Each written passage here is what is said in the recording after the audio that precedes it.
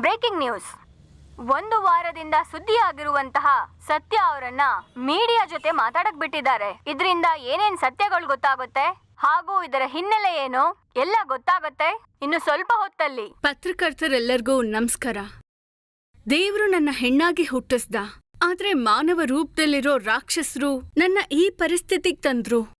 ಚಿಕ್ಕ ವಯಸ್ಸಲ್ಲಿ ಅಪ್ಪ ಅಮ್ಮನ ಆರೈಕೆಲ್ ಬೆಳಿಬೇಕಿದ್ದೋಳು ಅವ್ರನ್ನ ಕಳ್ಕೊಂಡೆ. ಕೊನೆಗ್ ನಿಮ್ ಮುಂದೆ ಹೀಗ್ ನಿಂತ್ಕೊಂಡು ನನ್ ಭವಿಷ್ಯನೇ ಕಳ್ಕೊಂಡಿದ್ದೀನಿ. ನನ್ನ ಚಿಕ್ಕಮ್ಮನೇ ಬೆಳೆಸಿದ್ದು. ಸುಂದರವಾದ ಹೂಗಳ ಜೊತೆ ಜೀವನ ಶುರುವಾಯ್ತು.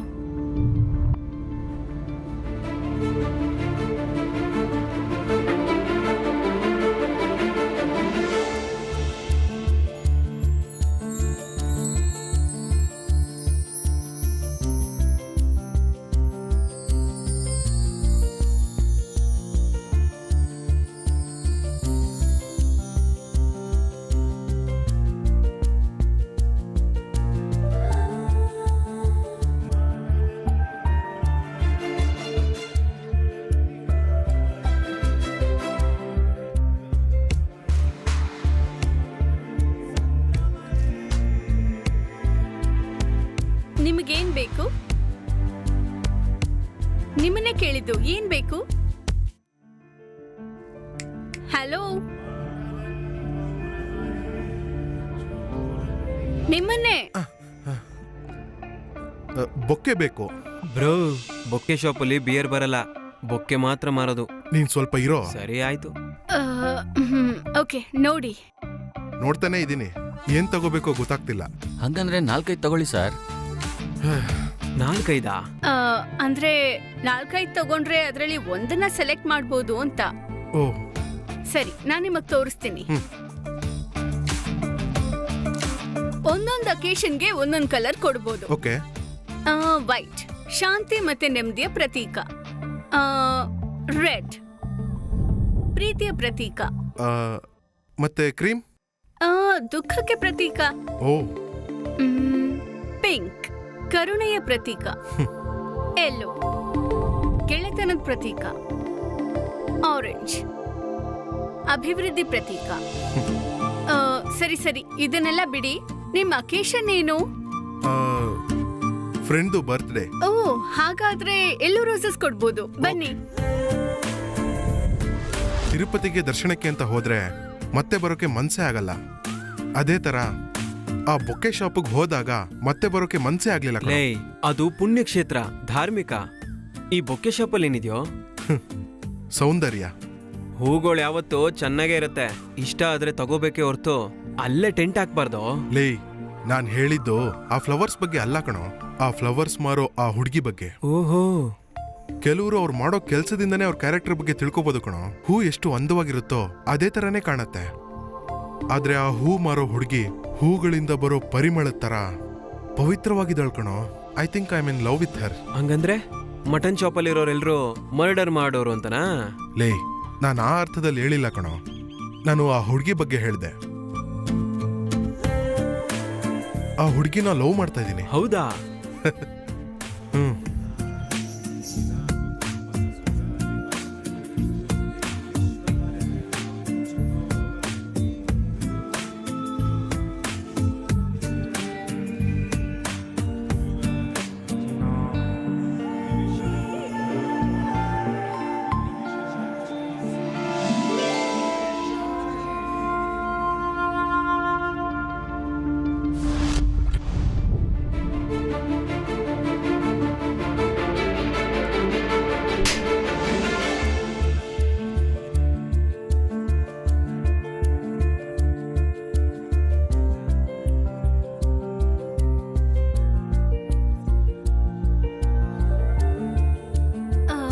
ಸಾರಿ, ನಾನ್ ನೋಡ್ಲಿಲ್ಲ. ಕೆಳಗ್ ಬಿದ್ದು ಏನಾದ್ರು ಹೆಚ್ಚು ಕಮ್ಮಿ ಆಗಿದ್ರೆ? ಇದೇನ್ 10th ಫ್ಲೋರ್ ಅಪಾರ್ಟ್ಮೆಂಟು?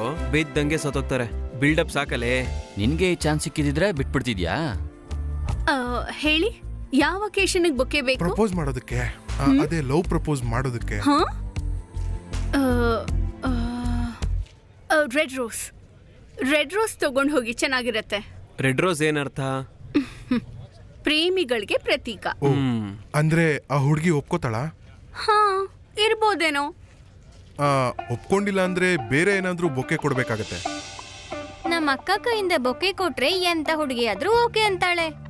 ಸರಿ, ಹೆಸರು ಬರ್ಕೊಳ್ಳಿ.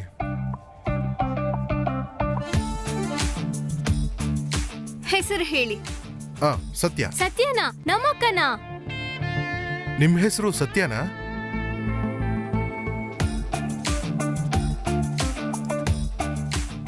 ಥ್ಯಾಂಕ್ಸ್ ಕಣ್ರಿ. ವೆಲ್ಕಮ್. ಒಪ್ಕೊಂಡಿಲ್ಲ ಅಂದ್ರೆ ನಂಗೆ ಬೇರೆ ಬೊಕ್ಕೆ ಕೊಡ್ಬೇಕು, ನೆನ್ಪಿದೆ ತಾನೆ? ಚಿಕ್ಕಮ್ಮ, ಓಕೆ, ನನ್ಗೆ ಟೈಮ್ ಆಯ್ತು, ನಾ ಹೊರಡ್ತೀನಿ. ಏ ಸತ್ಯ, ಎಲ್ಲಿ ಹೋಗ್ತಿದ್ಯಾ? ತಿಂಡಿ ತಿನ್ನು. ಅಯ್ಯೋ, ನಂಗೆ ಟೈಮ್ ಇಲ್ಲ. ಸರಿ, ನೀವೇ ತಿನ್ಸಿ. ಮದ್ವೆ ಮಾಡ್ಕೊಂಡು ಹೋದ್ರೆ ನಿನ್ ಗಂಡ ತಿಂಡಿ ತಿನ್ನಿಸ್ತಾನಾ? ಮದ್ವೆ ಅಂದ್ಮೇಲೆ ನೆನ್ಪಾಯ್ತು ಚಿಕ್ಕಮ್ಮ, ಅನಿಲ್ ಹುಟ್ಟಿರೋದು ನನಗೆ ಅಂತ ಅನ್ಸುತ್ತೆ. ಅಷ್ಟೊಳ್ಳೆ ಹುಡುಗ ಅಂದ್ರೆ ಒಂದ್ಸಲ ಮನೆ ಕರ್ಕೊಂಬಾ, ನಾನು ನೋಡ್ತೀನಿ. ಓಕೆ, ಕರ್ಕೊಂಡ್ಬಿಡ್ತೀನಿ. ಸರಿ, ಬರ್ತೀನಿ. Bye. Bro, take this. Darling, ನೀನು ತಗೋ. ಚಾಕ್ಲೇಟ್ ಕೊಡ್ತಿದ್ಯಾ ಅಂದ್ರೆ ನಿನ್ ಲವ್ ಸಕ್ಸಸ್ ಆಯ್ತಾ? ಆಗಿಲ್ಲ ಕಣೋ. ಸಕ್ಸಸ್ ಆದಂಗೆ ಚಾಕ್ಲೇಟ್ ಕೊಡ್ತಿದ್ದೀರಲ್ಲ, ಏನ್ ವಿಷಯ ಸರ್? ಅವಳು ಬರ್ಲಿಲ್ಲ, ತಗೊಳಮ್ಮ. ಎಲ್ಲಿಗೆ ಬರಕ್ ಹೇಳಿದ್ರಿ ಸರ್? ನಾನಾ?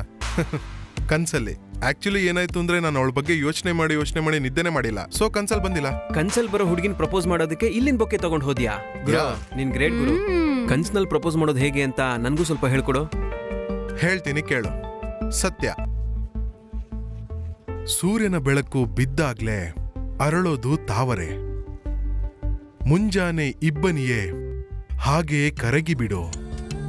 ತಿರುಗುವಂತ ಈ ಭೂಮಿ ಮೇಲೆ ಇಬ್ಬನಿ ಕರಗಿ ನೀರಾಗಿ ಆವಿಯಾಗಿ ಮೋಡವಾಗಿ ಮಳೆಯಾಗಿ ಮತ್ತೆ ನನ್ನ ಮೇಲೆ ಸುರಿದು ಮುದವನ್ನು ನೀಡು.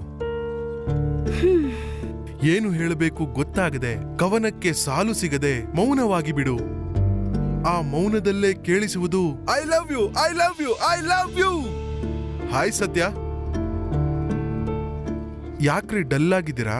ತುಂಬಾ ಖರ್ಚು ಮಾಡಿ ಈ ಬುಕ್ಕೆ ಶಾಪ್ ಇಟ್ಟೆ, ಬಿಸ್ನೆಸ್ ನಡೀತಿಲ್ಲ.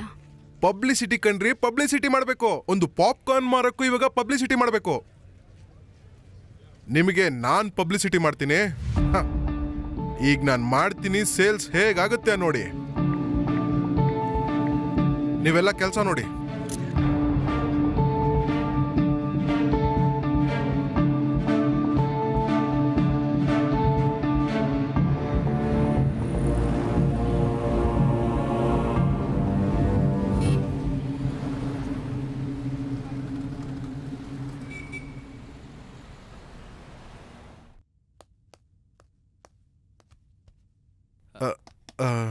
ಸತ್ಯ, ಸತ್ಯ, ನಮಸ್ತೆ ಆಂಟಿ. ಯಾರಪ್ಪ ನೀನು? ನಾನು ಸತ್ಯನ್ ಫ್ರೆಂಡ್ ಅನಿಲ್ ಅಂತ.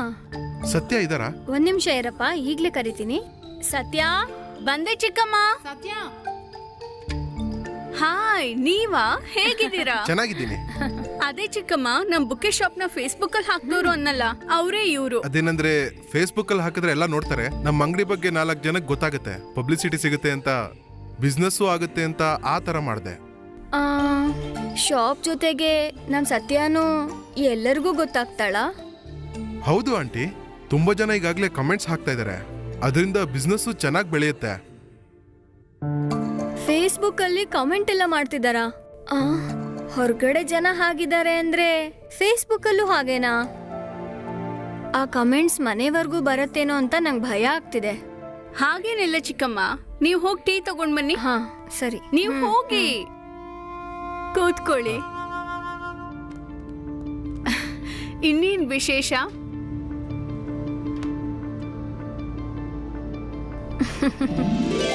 ಮನೇಲಿ ಗಂಡ್ಮಕ್ಳು ಯಾರು ಇಲ್ಲ, ಹಾಗಾಗಿ ಅಕ್ಕಪಕ್ಕದವ್ರು ತಪ್ಪಾಗಿ ಮಾತಾಡ್ತಾರೆ. ಆ ಯೋಚನೆಯಲ್ಲಿ ಹಾಗೆ ಮಾತಾಡಿದ್ರು, ತಪ್ಪು ತಿಳ್ಕೊಬೇಡಿ. ನಾನ್ ತಿಳ್ಕೊತೀನಿ. ಏನದು? ಅದ್ರ ಬಗ್ಗೆನೇ ಯೋಚಿಸ್ತಾ ಇದ್ದೀನಿ.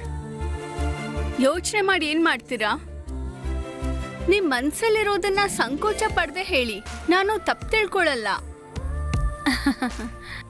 ತಗೊಳಪ್ಪ. Aunty, thank you aunty.